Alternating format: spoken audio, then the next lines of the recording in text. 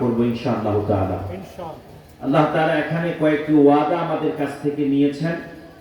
এই ওয়াদাগুলো কি আমরা সেগুলো জানব এবং সেই ব্যাপারে সেই বিষয়ে আল্লাহর কাছে তৌফিক চাইব, তিনি যেন আমাকে আমাদেরকে আমল করার তৌফিক দান করেন। সকলে পড়ি আমিন। আর জোরে বলেন আল্লাহুম্মা আমিন। কোরআনুল কারীম হচ্ছে আমাদের সংবিধান।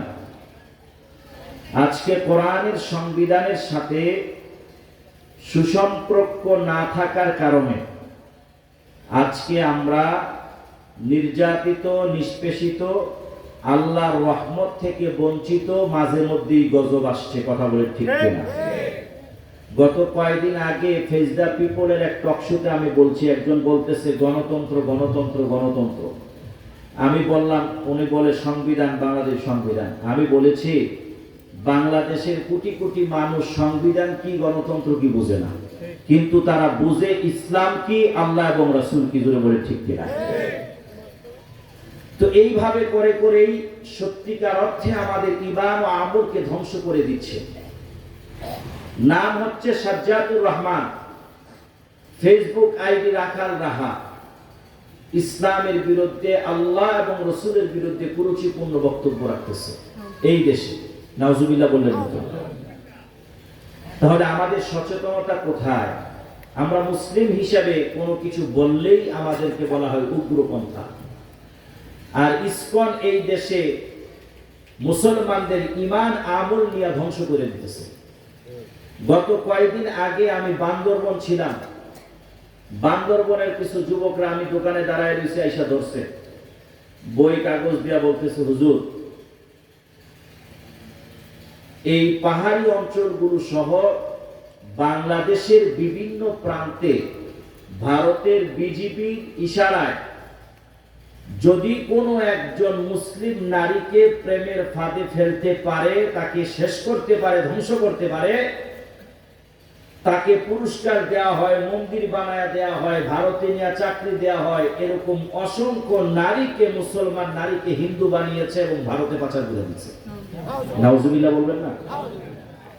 এই সচেতনতা গুলো আমাদের প্রয়োজন আছে নাকি নাই? আরো জোরে বলেন, আছে নাকি নাই? তো আমি এজন্যই বলছি যে কোরআন নামক সংবিধান যদি আমরা বুঝি, বোঝার চেষ্টা করি, মানি, মানার চেষ্টা করি, রব্বুল ইজ্জত ওয়াল জালাল আমাদের সম্মান এবং মর্যাদাকে বাড়ায়া দিবে। আমি বলতে পারি, আমি বলবো, যতদিন পর্যন্ত বেঁচে আছি অন্যায়, অবিচার, অত্যাচার, ধর্মের নামে অধর্মের কাজ যারা করবে তাদের বিরুদ্ধে বলছি, বলবো। আমার বলাটা কিছু আসে বা না আসে এটা দেখার বিষয় নয়। আল্লাহ দেখবেন আমি বলছি কিনা, চেষ্টা করছি কিনা। কথা বলি ঠিক কিনা? ইব্রাহিম আলাইহিস সালাতু ওয়াস সালামকে যখন আগুনে ফেলে দেওয়া হয়, গিটগিটি ফু দিছিল আগুনকে বাড়ানোর জন্য। তার ফুয়ে কি আর আগুন বাড়ে? কিন্তু আল্লাহ তাআলা তাকে কাফেরের পক্ষের শক্তি হিসেবে ধরে নিয়েছে। জোরে বলেন আল্লাহু আকবার।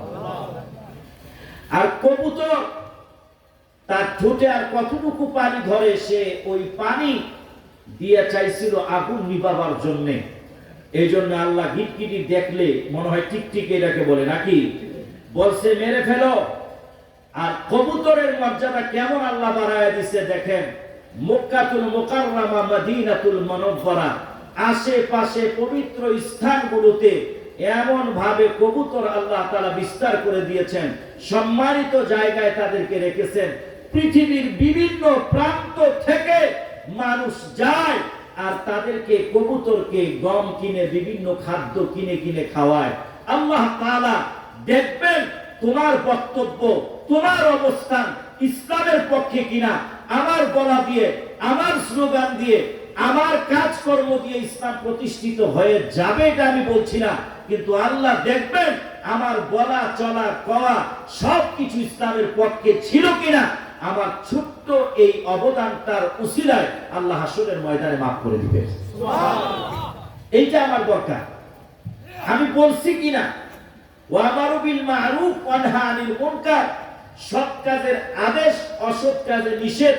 যেটা অনিসলামিক কাজ আমাকে বলতে হবে এটা অনিসলামিক কাজ।